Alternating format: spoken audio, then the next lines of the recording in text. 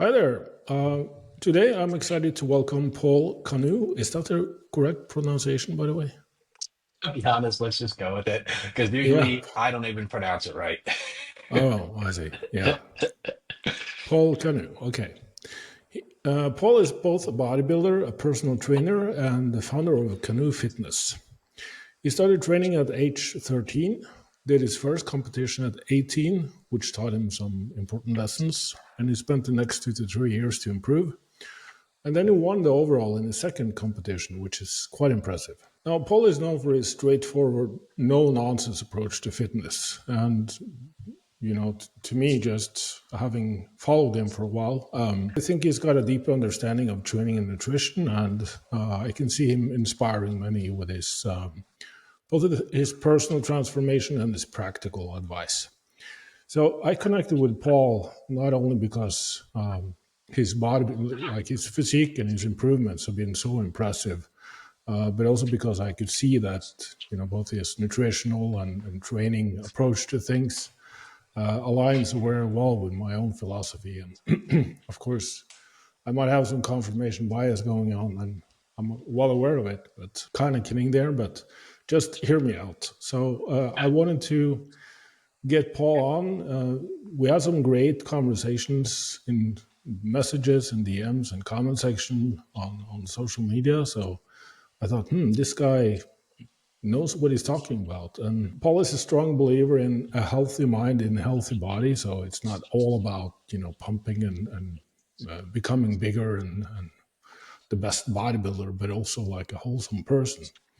And since becoming a father, Paul's outlook on fitness, health, and life has evolved. And I'm really looking forward to picking his brain and diving into his personal journey. So let's start off with what initially inspired you to pursue a career in bodybuilding and fitness. Yeah, sure. I just like to say thank you for having me on. I've seen a couple of your podcasts, and I was like, I'm going to be on there. So, like I said, it's probably a good idea. Yeah. So, what basically inspired me to pursue bodybuilding and fitness was, I'm a big anime nerd, like really big into anime. And I started off with like Dragon Ball Z. And because of that, I've always seen those guys are just like jacked and they're just like strong overall. So I was like, you know what? I kind of want to be like that. It's a very like weird inspiration, Mm. but it got me into training. And after like after my first like 2 to 3 sessions of training, we had like one of the most insane pumps ever. Till this day, I still remember what it felt like and how it felt like. And from that moment, I just got hooked. And then over the years, things just changed from just an anime individual towards just training for pumps, towards just coaching people, towards just applying different things. And my overall like perspective has changed over the years from when I initially started, but it's all been good and it's been an interesting journey so far. Yeah, I also started, being inspired by superheroes and He-Man and Masters of the Universe, and of course, action heroes of the 80s. It tends to be similar stories when you talk to the most passionate individuals that, we at some point got inspired by looking at, being impressed by muscular physiques and, looking lean and strong and ripped and all that. But I'm curious because you said you started off from a different with a different training philosophy. So how has your training philosophy evolved throughout the years, and why is that? Do you think? To be honest, it hasn't changed that much. You just apply the same basic principles as you did when you first started.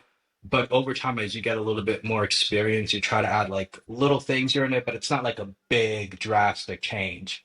Hmm. I think the one thing that has changed was the rest pause approach, where you would do like a single set and do a second back off set, which is without like taking, you'll take breaks, but essentially you would go to failure every single time. Hmm. Um, I didn't really like how that was. And then I found your work that explains like the concept of like Myo-Reps. And I was like, Hmm. So if I'm trying to preserve a little bit more energy, especially on a deficit, I should probably not take these mini pauses to failure. And to be quite honest, that's the only thing that has changed over the course of 15 years is Wow. just knowing that, like, hey, man, you don't need to take the rest pauses to failure. You can manipulate it in different other ways. Like the concept of training to failure, it has Hmm. its place. That hasn't changed. The exercise selection thing has its place. For me, it's basically just like a compound, an isolation, and something that allows for a stretch on whatever the muscle that it is that you're training. So if you follow those like three principles, you have a main heavy compound lift, and then as you come down, you're getting a little bit more fatigued, you're getting a little bit more tired. So you want to have something that doesn't cost a lot of energy overall. So that's where like that second exercise would be something that would be like a machine press or something like that. Just to kind of Hmm. like isolate the chest, but it also takes a lot of the tension away from the shoulders and the triceps. And then finally, you isolate the particular body part that you're training. Where in like a chest day, training session, it would basically be like a stretch, a machine fly. There's literally not many involvements within other muscles. It's just strictly focuses solely on the chest and getting that deep stretch.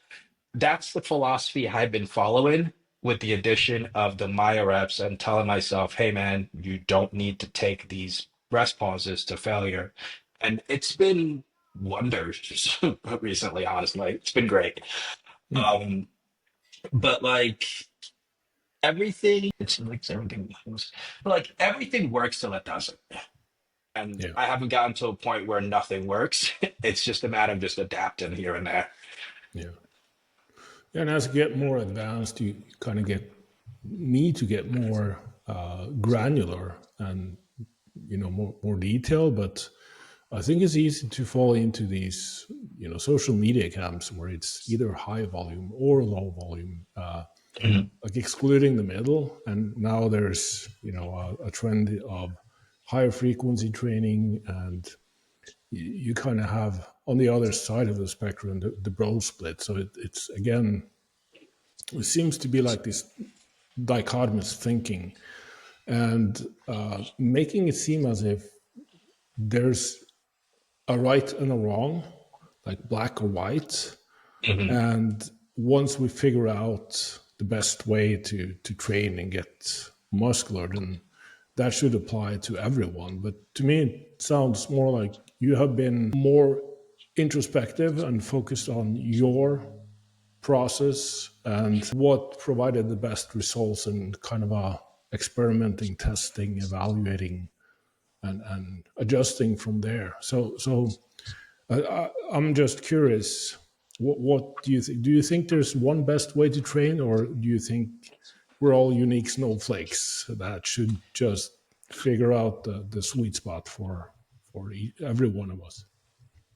I don't So my philosophy with training, it's not black or white. It's always just like you have a better chance to be in the middle than trying to be to the right, far left, or black and white. Mm. Because ultimately, like again, everything works till it doesn't, but it's up to that particular individual to figure out what works for them with a little bit of science in there to help them formulate a well educated guess on what would be like the best thing that would be appropriate for them. So, like, for example, I coach clients, and oftentimes when I coach clients, I don't give them the training splits that I typically would do. I try to Mm. refrain from that because I want to make sure like it's individualized towards that client specifically. And honestly, the only thing that I probably do is I ask them, hey man, give me a list of 3 to 5 different exercises for each body parts that you enjoy, that you feel the most connection with. And then whatever those body parts are, I kind of just make a list of whatever it is that I need to plug in there to reach this specific goal. So the principle sort of still remains the same, which is you're going to need some level of progression. You're going to need a caloric surplus or deficit based on where you're at. You're going to need to apply some level of effort or intensity. And overall, you just need to rest. I think if you just like have all those things in place, whatever you do doesn't necessarily matter because one, if you do whatever kind of exercise or what kind of training program, you're progressing, you're resting, you're having the right effort, the right intensity, and your overall nutrition's on point, you kind of will cover most of everything without going into any different um, different directions that will lead towards one camp or the other camp. Hence, it keeps you in that perfect little middle ground that Mm. allows you to just like manipulate things based on how you feel and how you respond overall, especially when it comes to clients and they give you feedbacks. You can now kind of make certain like critical decisions to help them steer towards their goals. Mm. Yeah, great perspective, and I really like that. And so from a more reductionistic perspective, like you said, everything works until it doesn't. How do you know when something doesn't work? What levers do you tend to pull? I mean, do you have like a baseline that you start off when it comes to volume and frequency or rep ranges?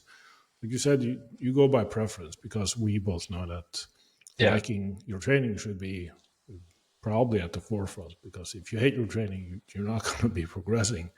But do you Mm. have like a starting point and then a general direction, or is it just like completely individualized or all over the place? Do you lean in towards one specific philosophy or end of the range? If you understand my question. I do. I don't lean to any particular philosophy. I apply everything because it's not just like one thing decides whatever whoever makes progress. I do start volume recommendation pretty low for people, and typically when I have clients, for them specifically, I do take care of the training because I just have a passion for overall just training and how training works. So I would start them with the lowest amount of volume that they could potentially handle, and that could be around like 6 to 8, 8 to 10 rep range for 8 to 10 sets per week. And I'll distribute those overall volume to different body parts based on like how many times they're training, like what's the frequency like, and Mm. then that'll give me a general idea. But like after I have the program ready for the particular client, I then use their feedbacks to be able to make critical decisions. For example, if I'm getting a new client and I don't really know how strong they are or like what they lift or what their effort is, I will manually put their load on that training app that I use for like 4 to 6 weeks. Mm. Gradually, just like teaching them to like push themselves a little, get to where they need to be, and then once we finally find that sweet spot, then we can kind of like either keep the load the same and now focus on manipulating volume, intensity, rep ranges, recovery, rest, and all that stuff, just to get them to particular goals. And then once the program is set and we know like where the overall effort is to basically again drive intensity and effort to push progress and progressive overload, then it's at that point I figure out like, okay, what's their weakest body part? Mm. What's their strongest body part? Typically, their weakest or lagging body parts will start getting a little bit more volume because that's what needs to come up.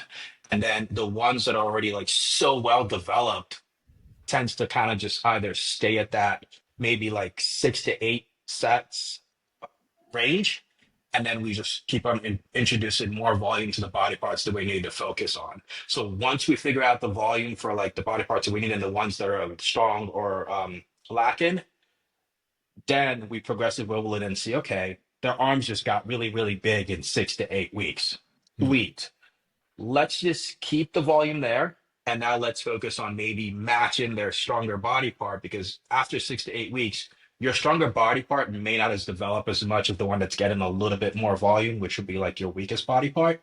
So once you figure that out, then you start slowly bringing the volume up on the stronger body part till you kind of see like, okay, this is getting too developed. All right, let's just keep it at three instead of like 2 sets. Let's keep it at three, and then let's progress with load or a double progression scheme, and then let's keep on focus on the body parts that matters. Um, Sometimes the highest amount of volume that I may have for a given body part within a week, maybe like 12 to 16, Mm. and the frequency would be decided based on how many times we need to practice essentially to bring those body parts up. Do we need 4 days a week of just lesser volume? Do we need 2 days a week of just more volume on those body parts? And then things are just like split up like that. So that way the clients don't have to think about it. I'm the one basically doing all the thinking, and it Yeah, makes it super easy for them to just progress. And I just let them know, all right, so cool. We grew your arms, sweet. Let's focus on something else, and then we repeat the process over again. awesome. Yeah. And again, my confirmation bias being really strong here because that's basically the same process that I take my clients through. And Mm. so it sounds like you first standardize the effort, make sure that they're pushing sufficiently close to failure because, we all know that's really strong driver of actual progression. Yeah. And then you see in what directions, when you push the volume, how do they respond to that, and sort of try to find out volume, frequency, interaction that works best for them. Mm. And obviously, being very impressed with your progress and the way your physique has just improved these last couple of years. You tend to post a few before and afters, and I know that you're quite conservative with, you know, uh, the PED approach Yeah.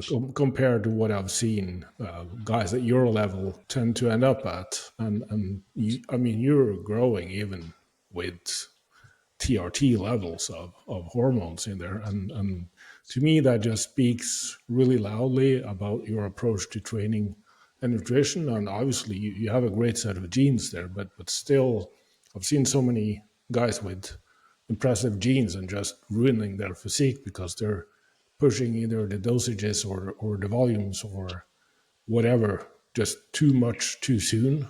And Mhm. whereas you seem to have more of this conservative step by step approach. And I'm really curious because you also seem like a very, when it comes to being a bodybuilder, you are definitely dedicated, but you have somehow managed to moderate your instant gratification part into more of this holistic, long term progress, step by step kind of thing. And I see also that translating into you being, both involved in building your own business and also being a father. So Mm. can you tell me more about, is that like hereditary? Were you born this way, or did something happen along the way that just made you realize that this is a good life for me and these are my priorities? That's a really wide, really, No, no, no. deep Like, philosophical question, but that's why I wanted to have you on. yeah, it's gonna take a bit of thinking on that. But I would, so I'm originally from Sierra Leone. It's a country in West Africa. So my overall knowledge on just most things in the West from when I was younger wasn't really the best, especially English. English, learning English was a pain. Mm, But like now it looks like I don't particularly have like an accent or anything like that to like kind of like go like, okay, you're from a different country. Um, I think it's more of like a survival kind of thing. I don't think it's more of like, okay, I have these sets of hereditary genes that allows me to like want to work a server, like do things in a systematic approach. It's more of just like I've just been surviving. But like as you tend to survive a little bit, there are some people who just focus on just that survival aspect of it, but they don't really like refine or figure out like why they're surviving. mm, So that's where I sort of like kind of like every year I would take a step back into whatever it is that I'm doing, and then I'll figure out like what worked and then what to apply that will work for the next following year. Um, that's sort of how I've been learning, like even with coaching and like business in general. I'm just now getting to like be more open towards like, hey, I'm doing these certain services for you to get these books, these free books or something like that, just to give a little bit more to the community and just kind of like provide value. Before I would never do that because I just didn't have the time. But no, it becomes sort of like a balancing act in a way where like I have to balance everything that I'm currently doing and then outweighs the cost and the benefits, the reward, so that way I can make a critical decision on what is the most logical risk to take that wouldn't put me in harm's way. mm, In terms of like overall like gear or drug protocol, I personally don't think I have the greatest genetics in the world. Yeah. That's just me. Because if I had the greatest genetics in the world, I'd be Mr. Olympia, but I'm not. But Mm. I have some level of genetics that just shows in the sense of like how the muscles are structured, the Yeah. shape, the symmetry, the looks. But that's also just years of just like, again, what I was talking about, like that, like volume accumulation and then volume de-escalation. That's just how I've just been applying all throughout my life to kind of like create the look that I want, which was Mm. like, I want bigger shoulders. So I focus on this. I want bigger legs. I don't want big chest. So I stopped training chest. And overall, I just been doing that. And I do that exact same systematic process, just overall, all across my life. Hopefully, I hope that answers a bit of question, a bit of the Yes, question. I think that's awesome, and I actually wanted to comment on that before, that you also quite early begin to think about specialization, which is something I'm a huge fan of. I come from both an efficiency and a minimalistic frame of approaching both business, life, and training and nutrition. What Mm, moves the needle the most? And because people tend to have this either conscious or subconscious belief that their time is unlimited and their energy is unlimited.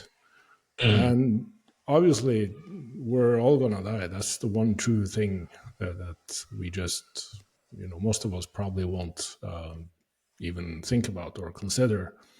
And also, we have limited energy and capacity for recovery. yeah, So, directing that into what provides the best results or where we want to have the best results while putting the rest on maintenance. I think that's brilliant, and I just don't see that in most others, even the loudest social media voices out there. Where it's like, well, we can all just grow all muscles the same, and we can improve in all areas the same. But we really do need to figure out, like you said, what are our priorities, what worked, what didn't, where do I mm, want to direct my energy, and what is okay to just maintain for a while, so that the energy we put into this direction can actually do the job. So I yeah. really wanted to compliment you on that. Kind of connected to how does your. I know you don't want people to copy your training, because what works for you probably doesn't work for everyone. But where are you on the spectrum in terms of your own process? What are you specializing on? What have you found to work in terms of volumes and frequencies and effort? So what I found to be effective for a large population of people is a lower volume approach, because you can be very adaptive with that. You can manipulate it however you want based on your overall life, stress, work, family factors. Hmm. Because like if you run like a low volume approach, you can either train full body 3 days a week. You can train upper lower, off upper lower. You can even do like a push pull legs off upper lower, or whichever variation you want to do it. Hmm. But you have to make sure you find out like what can you implement your way of bodybuilding or way of training into your lifestyle so they're complementing each other, rather than like, hey, I work a 6 to 7 days work shift, so I'm going to work out 6 to 7 days a week. That doesn't seem very plausible to give you like the best possible results. But Hmm. if you were to go from like a lower volume approach and you do like 6 to 7 days of work, you can just do like a 3 days a week full body and then focus a lot on the recovery process of things, where now Hmm. you have like 4 days to recover and you can manage all the stress from work, life, training, and then be able to be refreshed from eating food, sleeping well, and then repeat the cycle all over again. For me, when it comes to training, lower volume works very, very well, because I just don't have the attention span to sit there and spam a lot of volume. I just don't. Like, Yeah. I don't want to sit there and be like, let me just do like 3 to 4 hard sets the same thing over and over again. But Mm, if I can get like 2 to 3 warm-ups, cool. And I have 2 hard sets to just basically just take it to town. I'd rather do that, get out, and then just go home and then focus on recovering and then same. sleep Yeah. and then make better progress. Yeah.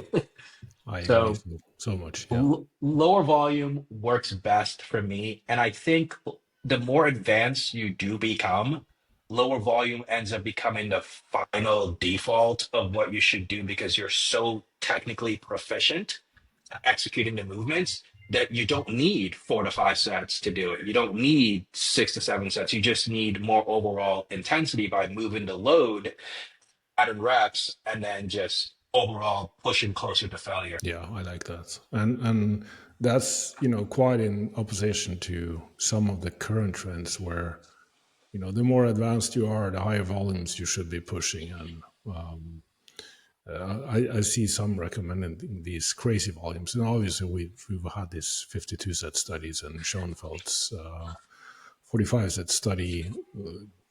And some of these loudmouths on social media claiming that volume is the main driver, the primary Yeah. key to growth. And like you said, it's we're kind of forgetting the recovery aspect. Like, of course, you can do those volumes, but can you recover from them?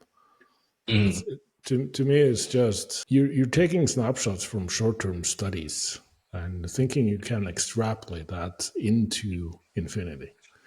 And like I had Samuel Buckner on the previous episode, and he said that, well, we're talking like 0.1 millimeters of difference between groups. So is that worth doing 10 times the volume if mm, it's just going to fatigue you and make it harder to recover? And in the long term, I came to the same conclusions as you.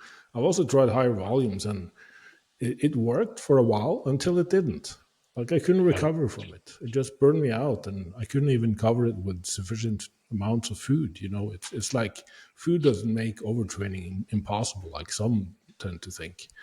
So Mm, so yeah, I just completely agree that the more advanced you are, the more specific you can be with your efforts. And now you're growing at such a slow rate that just pushing the volume to even try to get that growth rate to be like 1% better, I'm not sure that's worth it instead of zooming out and just taking your time to sustain it. allowing the whole system to adapt. And so you don't create these bottlenecks where, suddenly you can't supply oxygen and nutrients to your muscles because they become too, you know, whether it's sarcoplasmic hypertrophy or whatever. But like if you're only focusing on one rep range and becoming really strong and pushing the volume there, then some other part of the system can't keep up, and that becomes the limiting factor.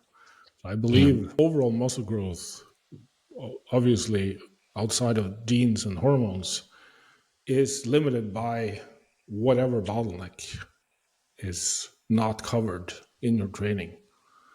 So I'm not sure how you, uh, what's your perspective on that, looking at your own progress these last couple of years. Um, he did experiment from low volume to as high as 30, 30 sets, like, well, 4 to 6 sets per muscle group per week, to almost like 30 sets of muscle at one point. Hmm. I did discover something though that was extremely interesting to where higher volume can be a little bit beneficial, but it has to be an environment where you're resting for 6 to 7 days. Hmm. Right. So that's where like the bro split approach would make sense as much as people like to vilify it. Let me first explain like what I did. Yeah. So I think back in 2021 or 2022, I was on basically TRT, TRT with a little bit of GH and SPLIN. Um, I wanted to figure out like how much volume I could handle. Hmm. Why not? Yeah, so that was pretty interesting. But like, I started off with like 4 sets per muscle group per week. 6 to 8, actually not even 6 to 8. There wasn't a particular rep range. I think you were discussing something about like there's just like a high rep range or low rep range. Mm. What I've come to realize is like the rep ranges don't matter, especially with the recent, not recent studies, but the studies have been around for quite a bit, where it's like 4 to 6 or 6 to 6 plus, all the way to like 30 reps. You're going to accrue potential hypertrophy if Mm. you're pushing closer to failure. So I think if people like take a second and just be like, so from 4 to all the way to 30, I could still grow tissue. Mm. Cool. Now, what can I do here? You can go really light and then go to that like 20 to 15 to 20 reps, but then you have to scale back the overall effort to be able to make the total volume make up for how much volume you have. Versus if you were to go really heavy, then you have to focus more on less higher, heavier load, but overall less reps, 4 to 6, 6 to 8, with less total sets, or 2 to 3 sets per given muscle within a given session. And then that's how you can kind of realize, okay, I don't need to be in this 4 or like 30. There is a middle ground. But Mm. the experiment was like I started off with like a full body, 3 days a week, low volume. And then I gave it like 6 weeks just to see how much of the progress was happening. Progress was really, really good. And then I switched over to upper body. I took like a deload. Well, basically, I took like a deload for like a whole week, where I kind of just resensitized everything, just kind of just sleep, rest, just to recover from everything. Because the next week, what I typically like to do is like I like to find the new exercise that I'm going to use and how they're going to impact me. So it wasn't really a deload. If I were to coin this term, it would basically be a reload. But I'm not that Mm. much of a, you know what, to kind of like make my own names for certain things. Yeah. But it's basically like you're reloading what you were doing before, but you may just be changing exercise selections. But the overall effort is not there as the previous 6 weeks. So now you're just finding like, how much can I do with these new exercises? Right. Cool. This is what I can do. And then you run that train, you start running that training the following week after you figure out like your total weight or load or reps you can handle. You run that for like 6 to 8 weeks, which was what I did, which was like a upper lower off upper lower. And then after, okay, cool. The volume are kind of getting a little higher. So now we went from like 4 to 6 to 8 to maybe like 10 to 12 ish. And I'm like, okay, cool. I need to split this. So what I did, I started again, rest a week and then split it up to push pull legs, off push pull legs. And then that way I have more room to do more total volume, because now I'm hitting everything like at least like twice a week, but it's kind of like set up the same push pull legs, off push pull legs. And Mm. now my volume is sort of hit into like 15 to 20. So it's All right. kind of getting a little ridiculous. And finally I got to the point where it's like, okay, I'm getting a little bit exhausted because it's a lot of sets to do within like a single session or per week. Now I switched over to like a bro split, Mm. because I can smash whatever amount of volume that I need to smash, and I could just not train that muscle group for an entire week. And if you're on like a sufficient amount of androgens, or overall the recovery itself is going to be there, because overall muscle protein synthesis is still fairly elevated all across the entire week. So Good if point. Yeah. people are wondering why that is a good exercise for professional bodybuilders, well, there you go. Yeah. Right. Yeah, yeah, yeah, of course. So you're So growing even when you're not in the gym, so you can yeah. lower the frequency to that level. But not even just that. When you run a bro split, you tend to find that there are certain body parts that are actually being trained twice a week. Like, for Mm. example, you may do your chest one day, but then when you do, like, let's say a dip on like the arm day, which is just like all arm exercise, you're getting a little bit of chest activation, not as much, but it's still stimulated within like that 24 to 48 hours, or you're kind of still training again, but the Mm. overall effort is just not there as it was on its own separate day. Right. So I got up to like 25, maybe 30 sets of everything, and then I got sick the 3 days later. Yeah, yeah, of course. Yeah, yeah, yeah. So like I It's was like sick for like 2 days. exact. I did exactly the same thing like you did.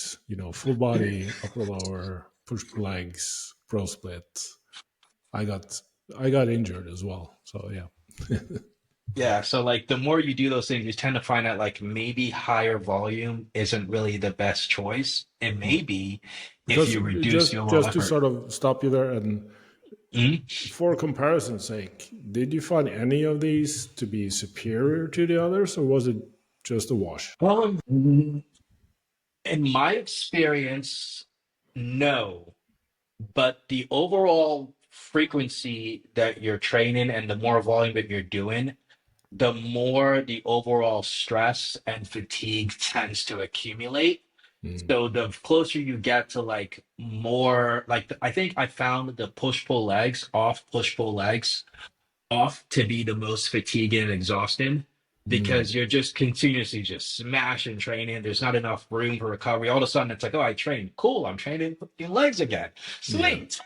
right. um, I would say push pull legs off, push pull legs for my own bias may not be the best training split if you're trying to optimize recovery. And that kind of brings us to you being a family guy and a businessman.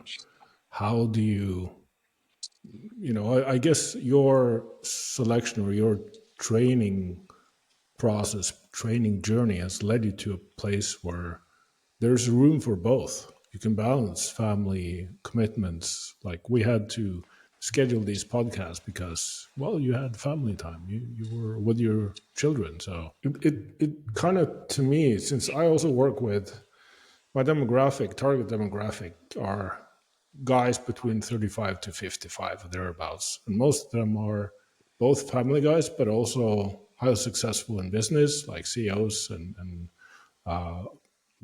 high achievers, basically. Very ambitious and driven. But the fatigue cost of trying to be the best on all areas just ran them into a wall. So this, what you're saying here is, well, it's really important. I hope more people listen to this because obviously I have a lot of followers that are 18 to 25, and they're students or they have some sort of their daily life isn't full of social and family commitments. They can sort of direct their energy into perhaps their training and just being having a six pack abs and big biceps.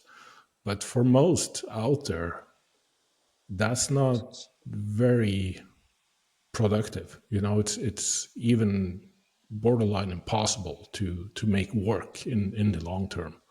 So again, why I wanted to bring you on, because you have demonstrated that you can be a family guy and you have this very healthy mindset around the training process. And yet you step on stage, you don't have this crazy bulking, cutting cycles or high volume approaches, and it's just very sustainable to me, and yet you're very successful in my opinion. So yeah, I'm rambling here, but what are your thoughts when I say this? Um, Before I even decided to fully committed to bodybuilding, it took me like a good solid 3 years to Sure. see like what I could potentially do, how I can grow, like I guess naturally without much. Mm, It was pretty interesting, but I also when I finally decided to like start like okay, let me just get on hormones to kind of do really well in the bodybuilding. I had to sit myself down the night before I did my first pin to basically think about like what do I want out of this in the mm, next 15, 20 plus years.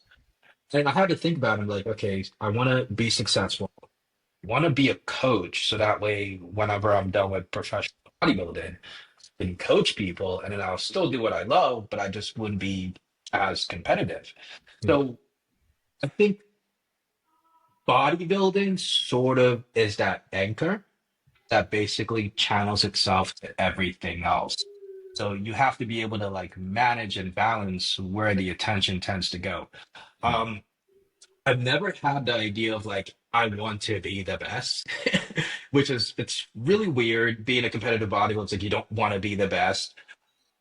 I just wanted to enjoy what I love to do, and I will do mm. whatever it takes, whatever I got to do to manage that to be able to enjoy what I love to do, and that is bodybuilding, just training in the gym. And then there's from training in the gym to being competitive as a bodybuilder. And now from being a competitive as a bodybuilder, seeing as an opportunity to, okay, I can make a career out of this rather than just competitive bodybuilding. To now it's like, okay, I have the bodybuilding, I do what I enjoy, and then I have the competitive aspect, which is like, oh, I love to compete every so often. It's not like I'm like, okay, I want to compete all the time, but like every so often I get the opportunity to kind of like take it a little bit more seriously and remove myself from like being so laid back and just chill and relax into more Mm. of just like have this time frame, have the best results so I can look better on stage and beat the previous version of myself. But within that goal of beating the previous version of myself, there's the career aspect of it that I have to also take into consideration. Where it's like, okay, if I do a show, I'm not doing it just to do a show. I'm Mm. doing this show just so I can like maybe make a little bit more money, maybe get a little bit more clients, and then maybe try to be known for something particularly. And Mm. then if the show is done, however the show goes, there's a potential chance for an increase in overall income.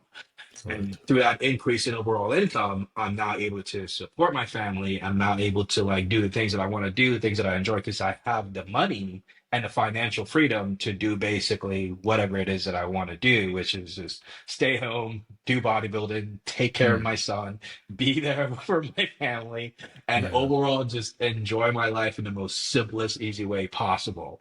So competitive bodybuilding or just the ability to be able to have bodybuilding as a hobby Mm. is what makes it a little bit easier because I'm not getting paid to compete as a bodybuilder. Yeah, like I would win a show and I'll get like three, four, $5,000. Then I'm spending like 15 grand. Yeah. It's very kind of productive in a sense. So I have to Mm. like not think of it from like the competitive aspect, but more of just like I enjoy doing this as a hobby. Because I enjoy doing this as a hobby, I have more leeway, more freedom to do whatever I want without the Mm. extra pressure of other people or trying to be the best or Yeah. trying to be the most competitive individual in the particular stage, but instead just have this hobby that gives me all this freedom. So I don't want to lose it. So I have Yeah. to do what I need to do to balance everything out.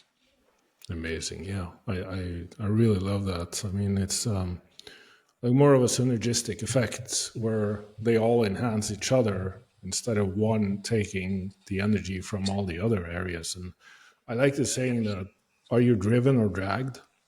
Mhm. Like, you sound like you're more driven. Like, there's inspiration, there's fun, there's joy, enjoyment in the process and seeking out what's truly fulfilling versus this. Yeah, I kind of hate myself. I don't like myself. I have low self esteem and self worth. So I'm going to do all of these things to get the validation I need to that I'm unable to give myself, basically. So it's like externally focused all the time. Whereas for you, it's more of an intrinsic process, and that's what I really like about you. Yeah, it makes it so much easier to just be internal with what you genuinely. This way, there's not that sure you have to do what I want.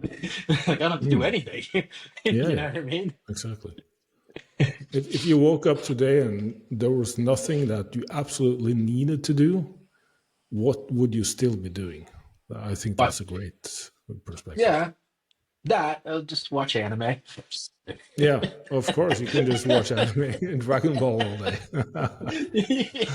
That's also one way to do it. But like you're in prep right now, aren't you? You're Yeah, yeah, yeah I'm in preparing prep. for a competition. When is that? So I have a total of 3 to 4 shows that I might want to hit. And this is just not from the aspect of trying to be an Olympia competitor. It's more of just trying to see like I can do to be able to peak myself. Mm, And then if I know what I can do to peak myself, that's something for life. But so right now I don't know how to properly peak myself. So my coach and I are trying to figure it out. I decided to do a total of maybe like 3 to 4 shows. The next one is sort of in a month from now, but it doesn't really feel like I'm in prep for it. But I'm just gonna do it anyways, just because it's kind of like see what we can do. And then Mm. after that, the following show is a week away, which is the Poland Pro Show. And then after that, the following show is probably another week away, which is the Romania Muscle Fest. And then once I'm done with Romania Muscle Fest, at least three shows should give us a general idea of how it should be. And I should be pretty lean at that point. So Mm. I have 4 weeks to just sit down, buckle down, finish whatever details I got to do. And then it's like, okay, we just did three shows. Here's the peak protocol that works. Let's Mm. just do it. That's kind of how it's been feeling. And there's not like any external pressure that I got to do good or anything. It's like this is what I want to do, and this. Mm. So it's more of an experimentation process where, because it's not long ago since you competed. What was the Arnold? Was it? It was the Ireland Pro Yeah, in yeah. June, and then I did the Dubai Pro, which Dubai Pro. Yeah, sorry. Mm. yeah, which I thought that I wanted to do good in that show because we had like a top level Olympian that was competing, which was Breon. Yeah. I didn't care for the winning aspect of things. I wanted to just be right next to like the top Olympian competitors and just be like, this is where I stand. Mm. Um, so it wasn't. And I think that one of the things that crushed me the most wasn't the fact that like I didn't place well, but I was just like, man, I got second call outs. I haven't had Mm. second call outs probably since I started bodybuilding. This sucks. But I Mm. also wanted to be right next to Breon. And when I just didn't get the opportunity to be in the first call out, my heart just sank. Yeah, I can understand that. But overall, it was a fun experience because I did have my family with me. We rented an all you can stay resort for like the entire time that we were in Dubai. Mm. So while I was doing the show, I would spend most of the day kind of just walking around, playing in the kids' park with them, and then trying to balance all that out, even while at the peak of like peak week. So, Wow. Yeah. so it was pretty interesting. But it should be a little bit better this time because he's in daycare. Mm. Yeah. But since then, you didn't really go hard into bulk mode. You just slowly scale up, and now you're slowly like it's more of a step by step process where it's slowly chipping away and slowly building, slowly cutting, and so you have the nutritional approach to support that. Yeah. So with that, this is actually my first time doing like a prep and then another prep and then taking at least like 6 to 8 weeks away from competing to do more preps. Mm. Um, Again, it's the whole step by step process. When I did my first pro show, the year I did my first pro debut was in 2021. Man, I learned a lot. I basically just did like three shows in the course of 3 to 4 weeks. That was not a good idea. So I felt pretty bad, pretty horrible about it. So Yeah. I decided to like kind of like take a year and kind of just figure out like how am I going to be able to do multiple shows in the years to come. So the following year I did another show and pretty good improvement. And then I was like, oh cool, I'm just gonna just chill for the entire year, just eat, train or whatever. And then this year I'm like, okay. I think I'm mature enough to handle more than 1 to 2 shows per year. Mm. Yeah. So that's kind of what I'm doing, and it's the very first time doing it. After the years of this, like kind of like again taking the step by step approach towards it, it's a lot easier to do multiple shows now in 2024 than if I would try to do it in 2021 without any prior knowledge of like what it would be like. So All it's right. it's been interesting.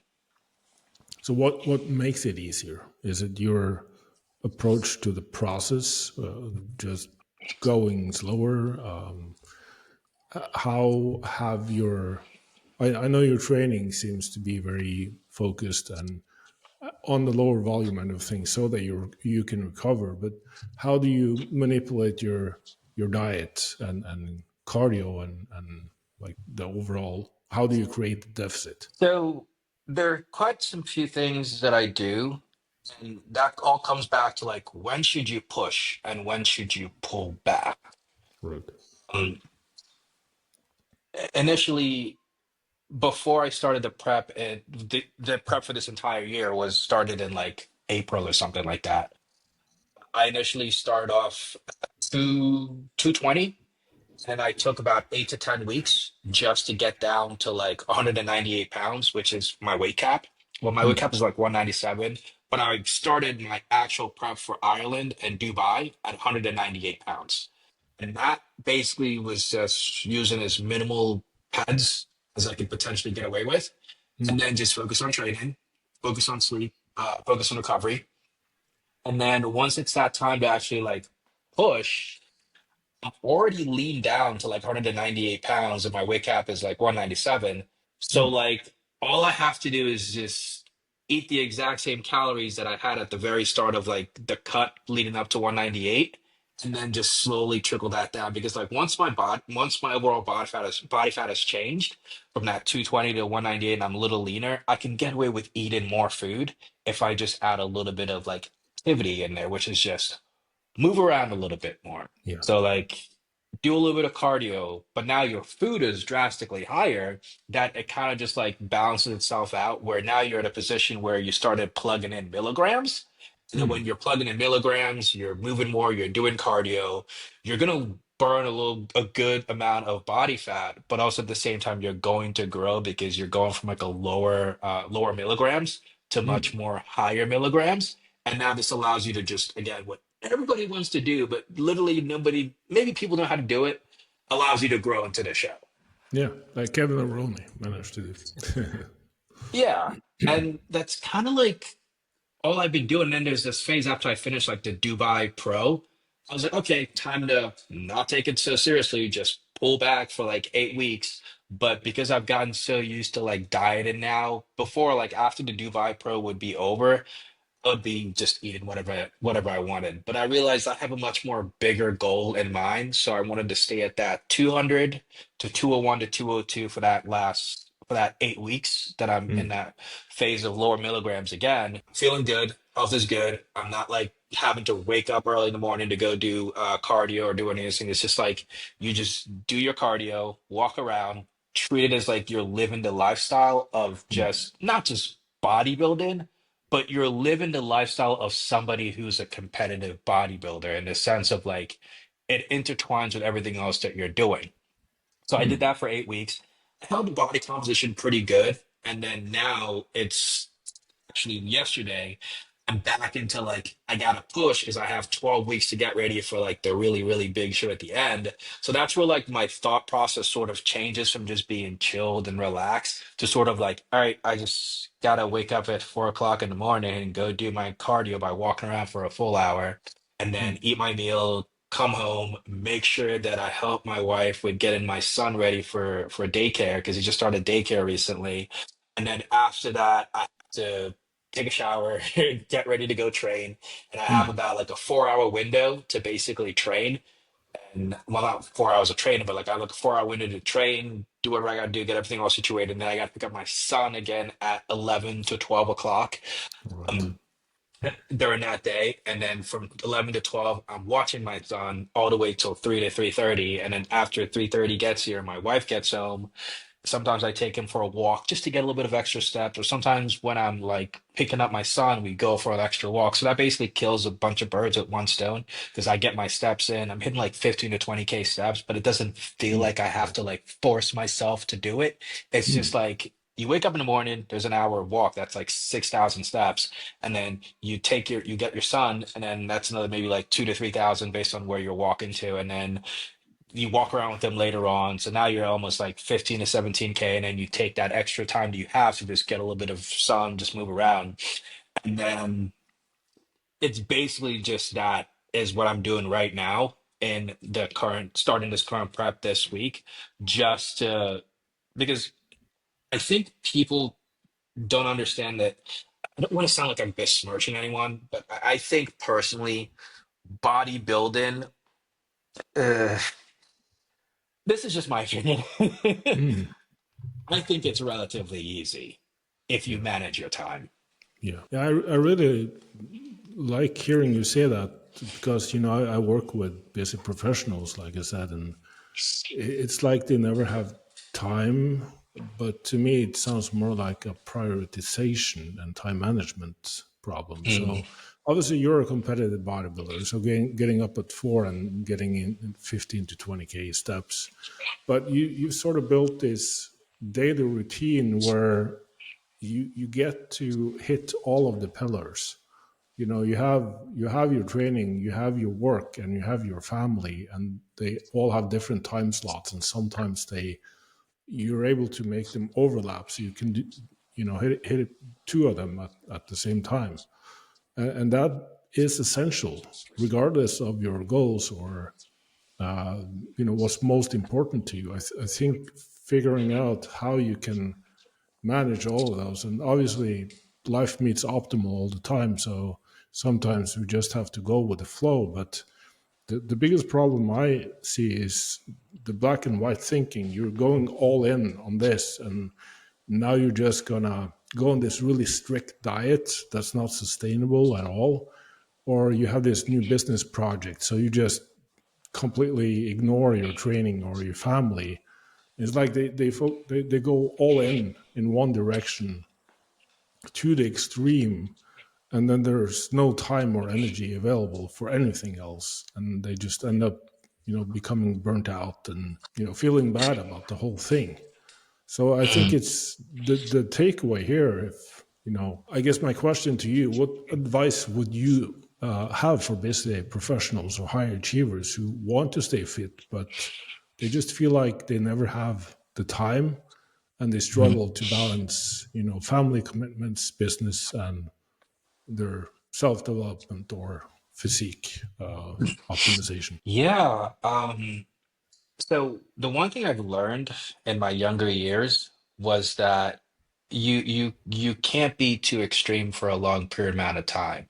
Like you said, if you're too extreme for a long period amount of time, you're going to burn out, or you may get Mm, injured, or something horrible happens.